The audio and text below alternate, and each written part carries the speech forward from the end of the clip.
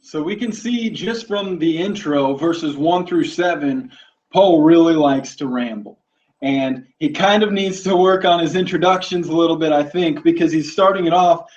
I'm Paul. This is what I'm called to do. This is who Jesus is. Bomb. And then this is what you're called to do as a result of it. And I'm talking to believers. Now, that has to be something that everyone reading or receiving this letter thought, okay, like, whoa, you need to ease into it a little bit. Like, bomb, the same power that raised Christ from the dead, it can live in you. So here's your call. You are apostles, and you are now called to bring about the obedience of faith to the nations. Like, okay, how are we exactly supposed to do that? Because just speaking from personal experience, it's hard enough to get myself to do things, even that I want to do sometimes. Like, instead of sitting on the couch watching TV and getting fat, going to work out. I like working out. It's hard to get myself to work out sometimes. So how are we supposed to bring about the obedience of faith to the nations? And that's his intro. Just, this is who I am. This is what I'm called to do. This is who Jesus is. And the Spirit of holiness raised him from the dead. Now you, as a result of knowing that, have a mission to proclaim to the world. By the way, what's up? Grace and peace to the believers in Rome. Like, okay, wow. Maybe, lighten up in the beginning. And his message could end there. That's where the book of Romans could end, is that call, the end. You know about Jesus, and that's your call. That would be a perfect ending, right? That's a good letter. That's encouraging. And it just makes me think, like, as he goes on, have you ever met those people that are just like over the top about things? We're talking like super spiritual people or super sport fanatics, people of that nature. Like, you'll go up to this person and be like, hey, so how have things been going for you recently? And they just, oh, well, Jesus is just, he's my rock and he's my redeemer and he's the best. He's saved me. Things are tough. He's putting me through some trials, but he is saving me. He is strong. He's the only man I need. And, oh, it's just, things are wonderful with me and my Savior, Jesus. How has Jesus been treating you recently?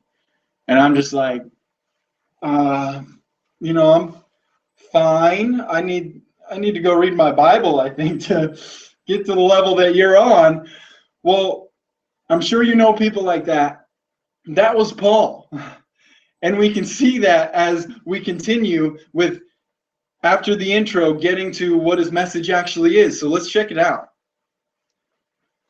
So he says, first, I thank my God through Jesus Christ for you all, because your faith is being proclaimed throughout the whole world. For God, whom I serve in my spirit in the preaching of the gospel of his Son, is my witness as to how unceasingly I make mention of you, always in my prayers making request, if perhaps now at last, by the will of God, I may succeed in coming to you. For I long to see you, so that I may impart some spiritual gift to you, that you may be established. That is, that I may be encouraged together with you while among you, each of us by the other's faith, both yours and mine. I do not want you to be unaware, brethren, that I have planned to come to you, and have been prevented so far, so that I may obtain some fruit among you also, even as among the rest of the Gentiles. I am under obligation both to Greeks and to barbarians, both to the wise and to the foolish. So for my part, I am eager to preach the gospel to you also who are in Rome. Now, that's a very interesting thing for him to say. You can see, man, I'm praying for you all the time. I want to visit you. So Paul hasn't even been there. He's writing to Christians that he's never even met. And I just imagine yourself as a Roman Christian receiving this letter, like, man, I really want to be there with you so that I can impart a spiritual gift to you and we can talk about this gospel. I just got to imagine as a Roman Christian thinking like, dude, like I'm saved, you know, like I get it. I'm with you. We're on the same page. We've got the same mission. Why, like, go preach to the barbarians, go preach to the unwise, but like, I'm not a barbarian, and I actually understand the message you're talking about. So like, don't hurry, you know, like you don't need to rush to get here. We're on the same page. You don't need to proclaim this gospel to us. And I think that Paul would have understood that that's maybe some of the walls that would be built by the Roman Christians, because then he goes on to say something that seems a little, it's weird for him to say this here. But let's take a look at it. Romans 16 says, "For I am not ashamed of the gospel, for it is the power of God for salvation to everyone who believes, to the Jew first, and also to the Greek." Now that's weird for him to put that there, because he's not talking to people who he should be ashamed in front of. You know, like, we're on the same page. You're talking to Christians. You're talking to people who know the gospel message. Why would you need to impute, man, I'm not ashamed of this. I will talk about this anywhere. Unless he maybe had a feeling that, okay, they may be a little insulted by this.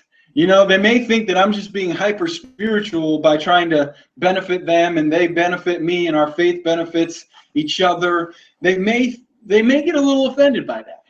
But listen, I'm not ashamed of this. And look at why he's not ashamed. For it is the power of God for salvation to everyone who believes. Now, some translations translate the word "for" there to. So it's the power of God to salvation. So it's powering you to a future salvation. Listen, your salvation has not occurred yet. Ephesians 1:13 says you've been given a seal of Christ that guarantees your inheritance. Or 1 Peter 1:3-9, it talks about a salvation that's ready to be revealed in the last time. So what you have right now is a guarantee of a future salvation or a future inheritance. You're not saved yet. And this brings up some pretty big dilemmas. Because in Matthew, Jesus talks about how the saint needs to persevere to the end.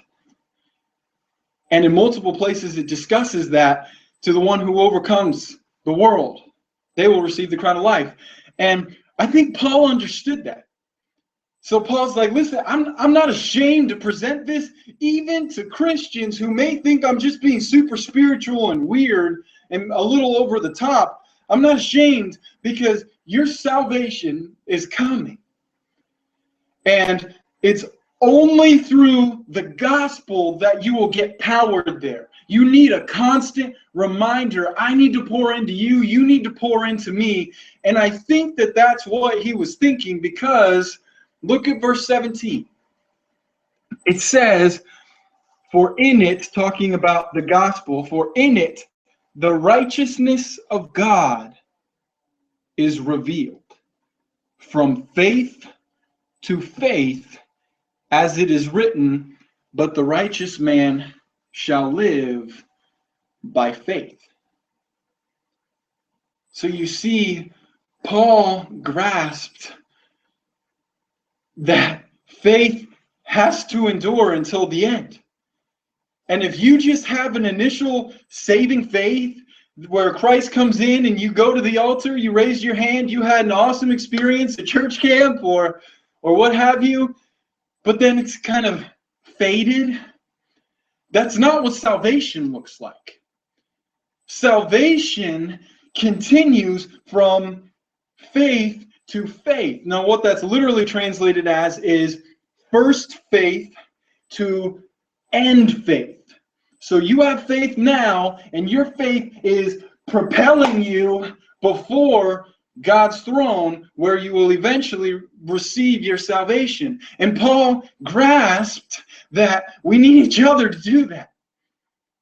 Your faith now has to be propelled throughout your entire life.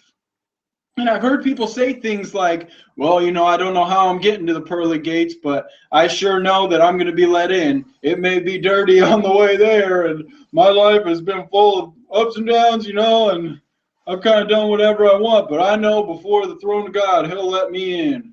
I'll get in one way or another. That's not how it works. That's not what it is. This is tough. When everything in life is pounding against you, you have to figure out some sort of power to power you through the current of life. You can't just go with where the wind is taking you. And Paul speaks to that, and he's like, man, preach the gospel to yourself. Don't forget it. And in fact, I'm going to write you a 16-chapter letter. I could have ended in 8 verses, but I'm going to go on for 16 chapters because your faith needs to be strengthened. You need to keep this faith up from faith to faith because the righteous live by faith. So I hope to come to you so that I can strengthen you and you can strengthen me because we're in this together. We're in this fight together. So we're not talking about somebody who's just overly spiritual in the Apostle Paul. We're talking about somebody who really understood what it takes to get to heaven, to really understand what salvation looks like and what that call on every believer's life looks like and how it's fulfilled. You can't fulfill this call alone. We need other believers to come alongside us. We need speech like this in every single day context. We need gospel language. So that person who's over the top actually seemingly gets it more than, I guess, people like me. So let's take this to heart, because every single time faith is discussed, it seems like wrath is not far behind. And when we get to verse 18, it starts talking about the wrath of God.